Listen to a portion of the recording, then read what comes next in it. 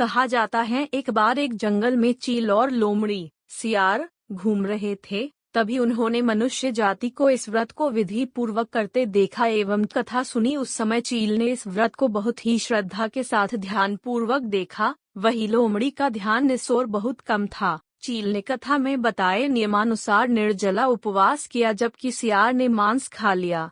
चील के संतानों को कभी कोई हानि नहीं पहुंची, लेकिन लोमड़ी की संतान जीवित नहीं बच पाए। इसलिए पर्व में चील और सियार का बार बार जिक्र आता है और पहले और तीसरे दिन खाना पहले इन्हें ही खिलाया जाता है। हमारे यहाँ इन्हीं चील और सियार को चिल्हो सियारो कहा जाता है।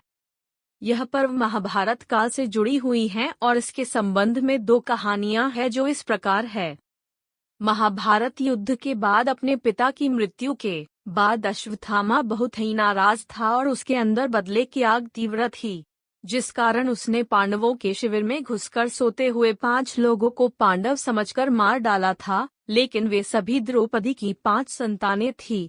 उसके इस अपराध के कारण उसे अर्जुन ने बंदी बना लिया और उसकी दिव्य मणि छीन ली, जिसके फलस्वरूप अश्वत्थामा ने उत्तरा की अजन्मी संतान को गर्भ में मारने के लिए ब्रह्मास्त्र का उपयोग किया, जिसे निष्फल करना नामुमकिन था। उत्तरा की संतान का जन्म लेना आवश्यक थी, जिस कारण भगवान श्री कृष्ण ने अपने सभी पुण्यों का फल उत्तरा की अजन्मी संतान को देकर उसको गर्भ में ही पुनः जीवित किया। गर्भ में मरकर जीवित होने के कारण उसका नाम जीवित पुत्रिका पड़ा और आगे जाकर यही राजा परीक्षित बना। तभी से इस व्रत को किया जाता है। दूसरी कथा कुछ ऐसी है कि गंधर्व राजकुमार जीमूतवाहन को पिता द्वारा राजगद्दी पर बैठाकर वन की ओर चले गए। राजकुमार का मन राजकाज में न लगा तो वो राजपाट भाइयों के हवाले कर पिता की सेवा में वन चले गए। उसी वन में उनका विवाह मल्यवती नामक कन्या से हुआ। एक दिन वन में घूमते हुए राजकुमार काफी आगे निकल गए, जहां उन्होंने बूढ़ी औरत का रोना सुनाई दिया। उस औरत से पूछने पर उसने बताया कि वह नागवंश की स्त्री है, उसका एक ही पुत्र है।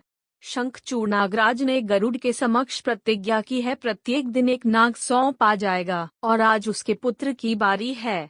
इस बात को सुन जीमूतवाहन ने उस स्त्री को कहा कि वह चिंता मुक्त रहे, उसके पुत्र की जगह वह जाएगा।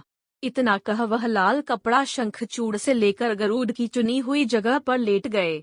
गरुड़ अपने नियत समय पर आकर अपने भोजन को पंजे में दबाकर चोटी पर बैठ गए। अपने चुंगल में आए प्राणी की आह व आंसू न देख गरुड़ ने उससे उसका परिचय पूछा तो राजकुमार ने सारी बात बता दी।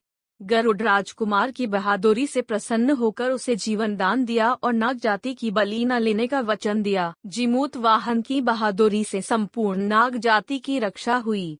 तभी से जीमूतवाहन की पूजा का विधान शुरू हुई। इस प्रकार से जितिया से संबंधित दोनों कथाएं समाप्त हुई।